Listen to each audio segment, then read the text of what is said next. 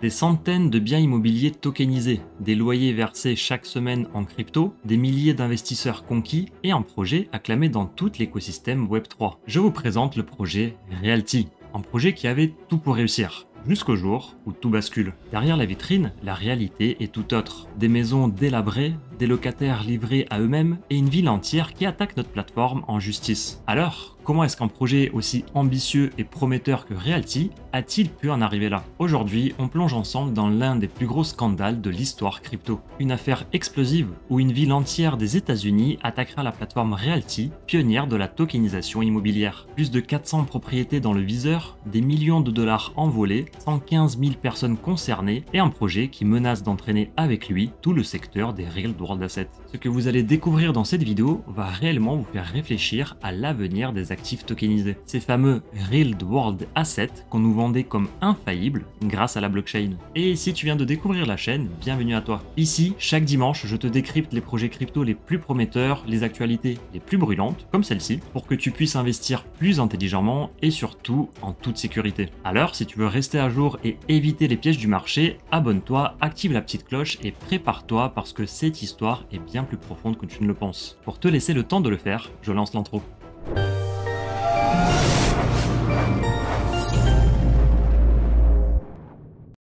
À la base, tout semblait parfait. Un projet simple, génial sur le papier, Realty c'est la promesse de pouvoir investir dans l'immobilier américain avec quelques dizaines d'euros depuis n'importe où dans le monde et de recevoir des loyers en crypto toutes les semaines. Chaque bien immobilier est fractionné en token ERC20, autrement dit sur la blockchain Ethereum où chaque token représente une part de propriété. Tu veux acheter 0,5% d'une maison à Détroit?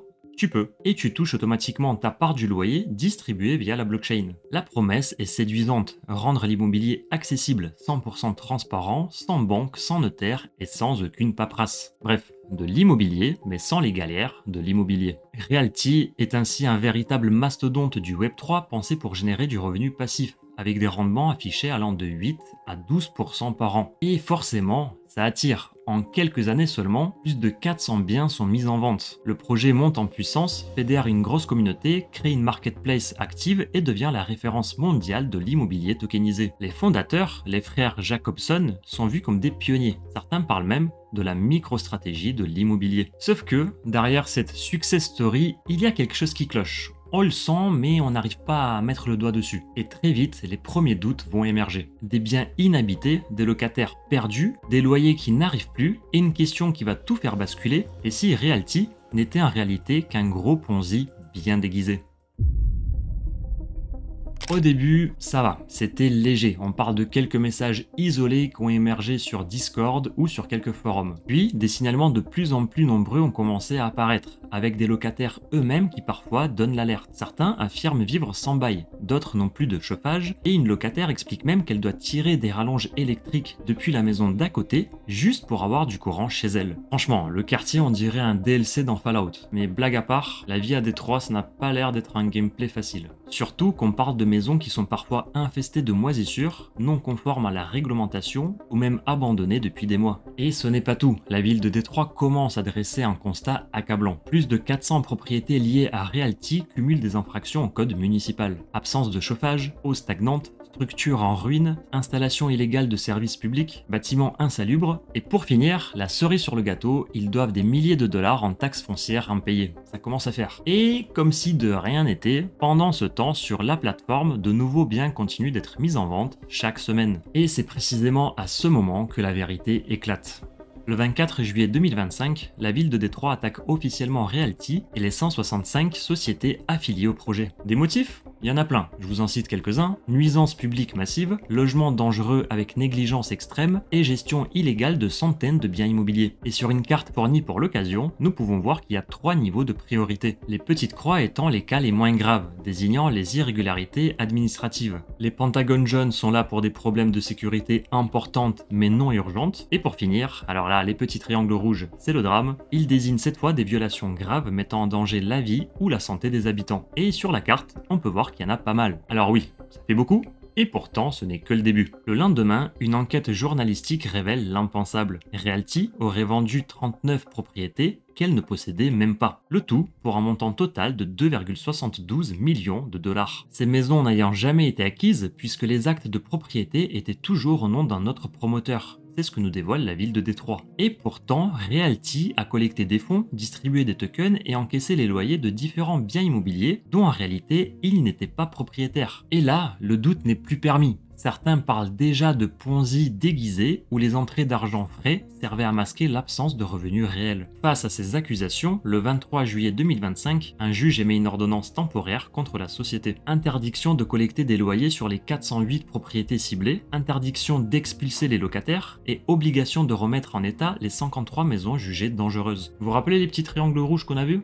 Et ben voilà. C'est eux. Le tout sous 30 à 90 jours et sous peine de sanctions. Et forcément, à ce stade, l'affaire prend une ampleur énorme. Médias, investisseurs, autorités, tout le monde s'en mêle, même les mamies du coin. Parce que oui, en soi, c'est le moment préféré des mamies commères du quartier. Et toutes ces mamies, en plus des médias, en plus des investisseurs, des locataires, se posent une même question. Realty sont-ils vraiment coupables ou se sont-ils fait piéger par un système plus complexe qu'il n'y paraît? Piégé, vous allez me dire? Eh bien peut-être. Car du côté de l'entreprise, la défense s'organise également. Et ce qu'ils vont révéler est tout aussi choquant. Leur ligne de défense consiste à démontrer que la ville a outrepassé ses droits. Les fondateurs expliquent que plusieurs accusations sont exagérées, voire totalement infondées. Par exemple, plusieurs biens pointés du doigt sont en cours d'acquisition, mais les procédures sont tout simplement très longues. D'autres logements, selon eux, ne sont pas sous leur contrôle direct, car gérés par des tierces ou achetés via des structures juridiques complexes. Realty rejette notamment la faute sur plusieurs sociétés de gestion immobilière sans scrupules qui n'auraient pas respecté leur part du contrat malgré d'importantes sommes versées. Et c'est ce qui aurait poussé l'entreprise à reprendre elle-même la gestion de ses biens à partir du 1er décembre 2024, affirmant qu'ils prennent bel et bien en charge les logements à rénover, mais que forcément, lorsque tu as des centaines de maisons à gérer, ça prend du temps. Et toi, t'en penses quoi? Excuse valable? Ou est-ce que c'est plutôt un gros mytho?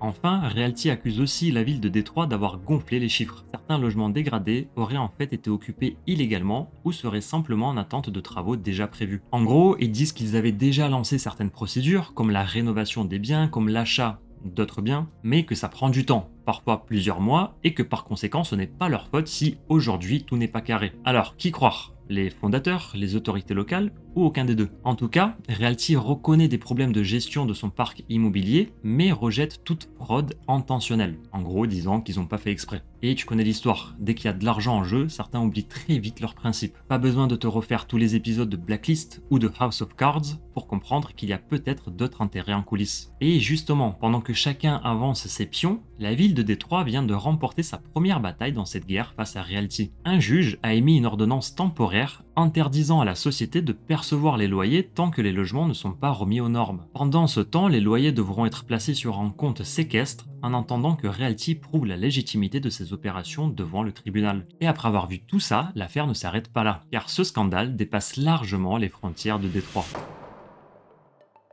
Jusqu'ici, on aurait pu penser que cette histoire concerne uniquement Realty. Mais en réalité, c'est tout le secteur des Real World Assets qui tremble. Les Real World Assets étant la grande promesse de 2024 et 2025. Elles sont censées permettre de tokeniser l'immobilier, de tokeniser les bons du trésor américain, de tokeniser les parts d'entreprise ou encore les matières premières. Bref, connecter la finance traditionnelle à la blockchain, au Web3. Et Realty, malheureusement aujourd'hui, c'était l'un des pionniers les plus visibles de ce mouvement. Sauf que ce scandale révèle l'absence totale de garde-fous. Autrement dit, qui vérifie que les biens existent vraiment, qui contrôle les actes de propriété, ou encore qui alerte quand les conditions de vie deviennent inhumaines. Depuis l'explosion du scandale, la confiance a chuté. Certains investisseurs retirent leurs fonds des autres projets similaires. D'autres attendent des audits, des preuves et des garanties. Et dans tout ce brouhaha, une question cruciale se pose aujourd'hui dans tout l'écosystème crypto, et si Realty n'était que la partie émergée de l'iceberg? Combien d'autres projets similaires existent sans qu'on le sache encore? Ce n'est pas parce qu'un projet est sur la blockchain qu'il est forcément transparent,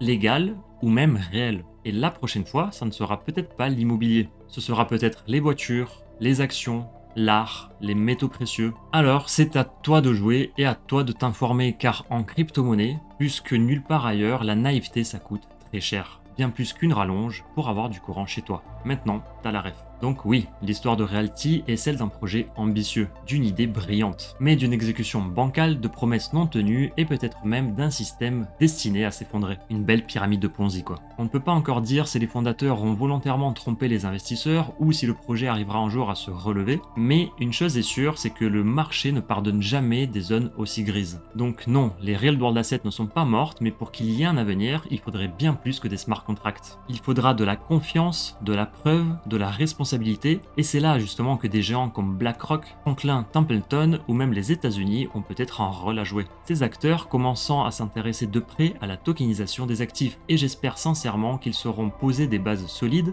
en construisant un cadre sérieux, transparent et durable. Parce qu'à ce stade, on n'a plus besoin de promesses marketing, comme celles que certains projets aujourd'hui du Web3 peuvent nous donner. Et maintenant, j'aimerais avoir ton avis. Est-ce que tu as déjà investi dans Realty ou envisagé de le faire? Et est-ce que tu crois encore au potentiel des Real World Assets malgré ce genre de scandale? Dis-le moi en commentaire. Et si tu veux une analyse complète dans notre projet, fais-le moi savoir également. D'habitude, à ce moment de la vidéo, je tire un gagnant du giveaway du jour avec 20 $ à gagner. Mais les amis, aujourd'hui, je vais faire mieux. Je lance un giveaway de 100 $ directement sur Twitter, dont le lien est en description. Et franchement, je n'ai pas encore des millions d'abonnés, donc tu as toutes tes chances de gagner. Ça ne coûte rien, c'est gratuit, et peut-être qu'avec un peu de chance, tu gagneras 100 $. Merci d'être resté jusqu'au bout. Si tu as aimé cette vidéo, si tu as appris quelque chose, n'hésite pas à lâcher un petit pouce bleu, ça soutient le travail derrière cette vidéo. N'hésite pas à t'abonner et à activer la petite cloche pour ne pas louper les prochaines vidéos. Et sur ce les amis, je vous dis à la prochaine, prenez soin de vous, prenez soin de vos proches, prenez soin de vos portefeuilles.